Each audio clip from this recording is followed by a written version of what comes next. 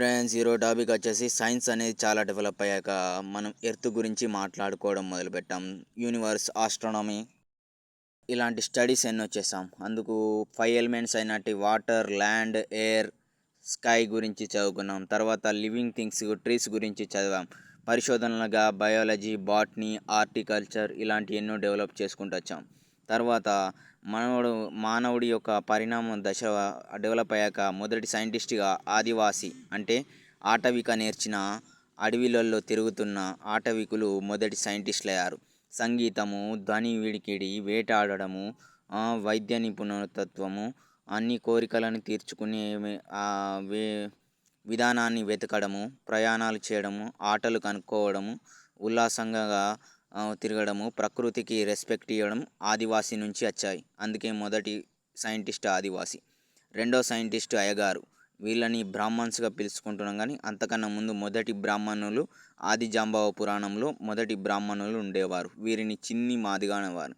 ఈ చిందు మాదిగ నుంచే సాంస్కృతికమైన సనాతన ధర్మానికన్నా మూలమైన చతుర్వేదం అంటే 4 వేదాలకు ముందు పుట్టిన బ్రాహ్మణులు ఇవి ఏ కులానికి చెందినవారు కాదు. వీళ్ళు మొదటిగా రెండో దశలో సైంటిస్ట్ పిలువబడుతున్నారు. మూడో దశలో సైంటిస్టులుగా పిలువబడుతున్నది డాక్టర్లు. వీళ్ళు చాలా వరకు ప్రయోగాలు చేసుకుంటూ అన్నిటి గురించి తెలుసుకుంటూ వీళ్ళలో సైంటిఫికల్ నాలెడ్జ్ డెవలప్ అయింది. దాంతో వీరు మూడో దశలో సైంటిస్టులు అయ్యారు. నాలుగో దశలో సైంటిస్టులు వచ్చేసి పొలిటికల్ సైన్స్ చదివిన వారు, హిస్టరీ బాగా తెలుసుకున్న రైటర్స్, నవల్స్ రాసిన వాళ్ళు, ఇంకా నేచర్ని అండర్స్టాండింగ్ చేసుకున్న పోయట్రీస్, ఇంకా కవులు, కళాకారులు వీళ్ళు నాలుగో దశలో సైంటిస్టులు అయ్యారు. ఇలా సైంటిస్ట్ రంగాన్ని వాళ్ళకు తెలియకుండానే నేచర్ వాళ్ళని నేర్పించింది. అయితే ఇప్పుడున్న దశలో ఫుడ్ సర్క్యులేషన్ కరెక్ట్ లేదు.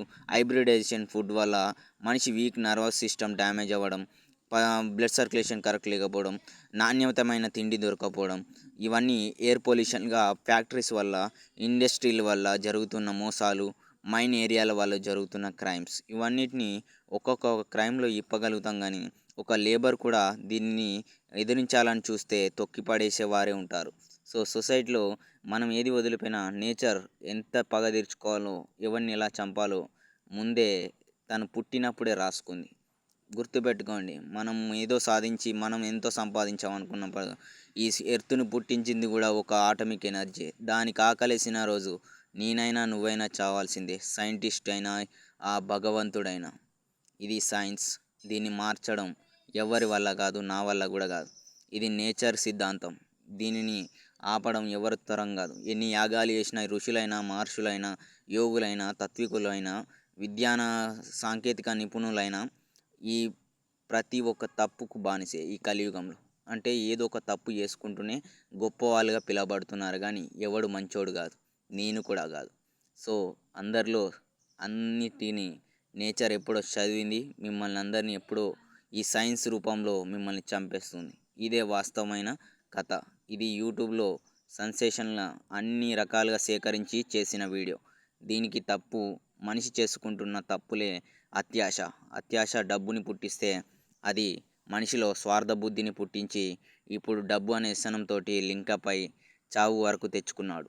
దీనికి కారణం మనిషిలో పెరిగిన నేను ఇది అనిపించుకునే భావన, ఇవన్నీ పెరిగాయి. అందువల్లే అధికారం పెరిగిన రాజులైనా, అధికారం పైన ఆ యజమానులైనా చావాల్సింది, నేచర్కి బలవ్వాల్సిందే. ఇది ఈ యూట్యూబ్లో లాస్ట్ ఫైనలైజ్గా ఎర్త్ మనకి చెప్పే మెసేజ్ ఇది ఒక్కటే. గాడ్ అనేవారు నేచర్ నుంచే పుడతారు.